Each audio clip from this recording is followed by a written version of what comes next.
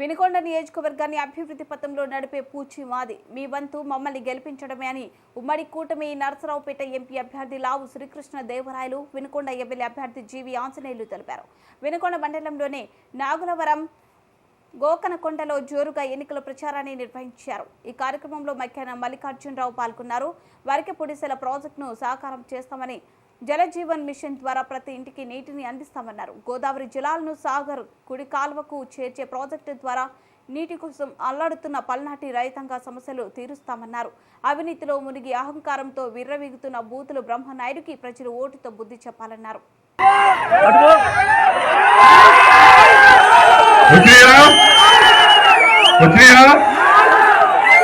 రాలేదు అని చెప్పారు. ఎందుకంటే ఈ సంవత్సరం పైన మహారాష్ట్రలో వరదలు రాలేదు కాబట్టి ఇక్కడ మన సాగర్ రైట్ కెనాల్ నీళ్లు రాలేదు, మీ గ్రామానికి సాగుకి నీళ్ళు రాలేదు. వరదలు వస్తాయా, వర్షాలు పడితే రావా పైన మహారాష్ట్రలో అంటే, మహారాష్ట్రలో వర్షాలు పడితే రావా అంటే రావు. ఇక ముందు రావు. వర్షాలు పడితే వరదలు వస్తేనే అక్కడ శ్రీశైలంలో పూర్తిగా నిండి ఇంకా తప్పక గేట్లు ఎత్తేనే ఇక్కడికి నీళ్లు వస్తాయి. ఎందుకంటే శ్రీశైలంలో అటు రాయలసీమకి ఇటు తెలంగాణకి మోటార్లు పెట్టి నీళ్లు తీసుకెళ్తా ఉన్నారు. ఇక్కడికి ఒక్క చుక్క నీరు కూడా పైన వరదలు రాకపోతే రావు. దానికి ఉన్న ఆ పరిస్థితి, ఇప్పుడున్న పరిస్థితి మార్చాలంటే ఒకటి ఏదైతే గోదావరి జలాలు ఉన్నాయో వాటిని తీసుకొచ్చి నగరికల్లో మనం నీళ్లు తీసుకొచ్చి అక్కడ కలిపితే తప్పించి మీ గ్రామానికి నీళ్లు రావు. మీరు సాగు చేసుకోలేరు, మీరు వ్యవసాయం చేసుకోలేరు, మీకు ఉపాధి ఉండదు, మీ భూముల మీద ఏది పండదు. అది ఏమన్నా పండాలి అంటే సంవత్సరానికి 2 పంటలు వేసుకోవాలి అంటే గోదావరి నీళ్లు ఏదైతే పట్టిసీమ ద్వారా బ్యారేజ్ దగ్గరికి వస్తున్నాయో ఆ నీళ్లు తీసుకొచ్చి నగరికల్లో రైతు కెనాల్లో కలిపితే తప్పించి మీ ఊరికి చుక్క నీరు కూడా రాదు. ఈ సంవత్సరం ఎలా ఉందో పరిస్థితి, ప్రతి సంవత్సరం కూడా ఇంతే ఉంటుంది పరిస్థితి. మీ అందరినీ ఒకటే అడుగుతూ ఉన్నా, ఈ ప్రాజెక్ట్ పూర్తవ్వాలి అంటే, ఏదైతే సాగర్ రైట్ కెనాల్లో నీళ్లు తీసుకొచ్చి గోదావరి నీళ్లు పోయాలి అంటే, ఈ సాగర్ ఈ ప్రాజెక్ట్ పూర్తవ్వాలి అంటే ఉన్నది ఒకటి, తెలుగుదేశం పార్టీ అధికారంలోకి వస్తేనే ఈ ప్రాజెక్ట్ పూర్తవుతుంది. మే 13వ తారీఖున మీరందరూ ఆలోచించాల్సింది, మే 13వ తారీఖున మీ అందరూ ఆలోచించాల్సింది, ఈ గ్రామంలో ఉన్న వాళ్ళందరినీ కూడా ఆలోచించమంది. సాగర్ రైట్ కెనాల్లో నీళ్ళు వచ్చి ఊర్లో నీళ్లు రావడం అంటే దానికి కులం లేదు, నీళ్లు రావడం అనే దానికి మతం లేదు, దానికి వర్గం లేదు. ఇది ప్రతి ఒక్కరికి ఉపయోగపడేది. ఆ ప్రాజెక్ట్ పూర్తవ్వాలంటే టీడీపీ అధికారంలోకి వస్తేనే అవుతుందని చెప్పి మీ అందరూ కూడా తెలియజేసుకుంటా ఉన్నా. ఇందాకే కాబట్టి మే 13వ తారీఖున ఆలోచించి ఓటు వేయాలని మేము కోరుతా ఉన్నా. అలాగే మీ పెద్దవారు ఇందాక అడిగాను, ఏమయ్యా మీ ఊళ్ళో తాగడానికి నీళ్ళు ఉన్నాయంటే, అయ్యా నువ్వు కేంద్ర ప్రభుత్వం నుంచి ఇంటింటికి పైప్ లైన్ వేయించావు కానీ ఇప్పుడు దాకా నీళ్లు వదలలేదు అని చెప్తా ఉన్నాడు. ఎందుకు వదలలేదు తెలుసా? ఎవరైతే కాంట్రాక్టర్ చేశారో వాడికి డబ్బులు ఇవ్వలేదు, వాడికి డబ్బులు పూర్తిగా అవ్వబడేపటికి నీళ్లు వదలలేదు.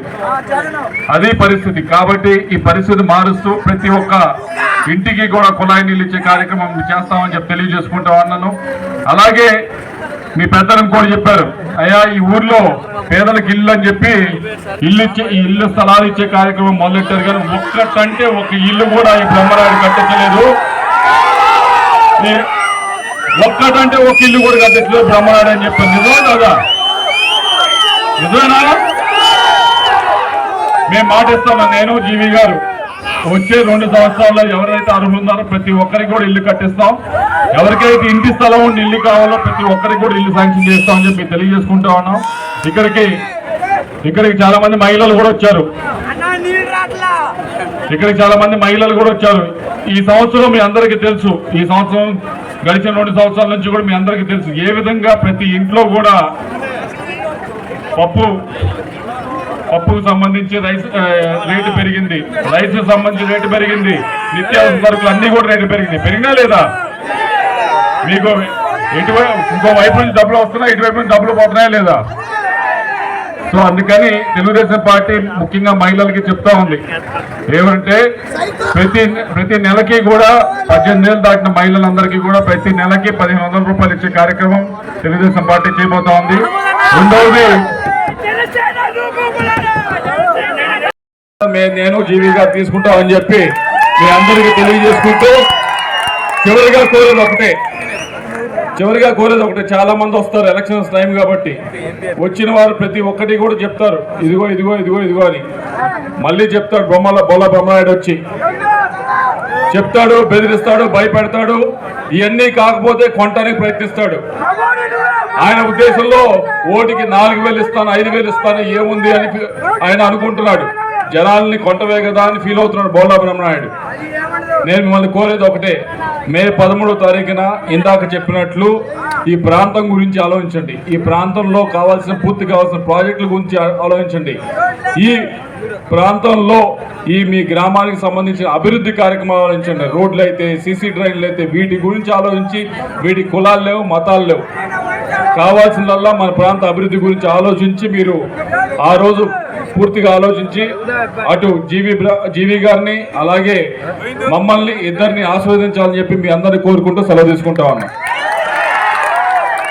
2 లక్షల మెజారిటీ గెలవబోతున్నారు మన ఎంపీ గారు భవనా సక్కమ్మ గారు, మాజీ ఎంపీ గారు ఏది మీద రావాల్సిందిగా కోరుతున్నా. భవనాసి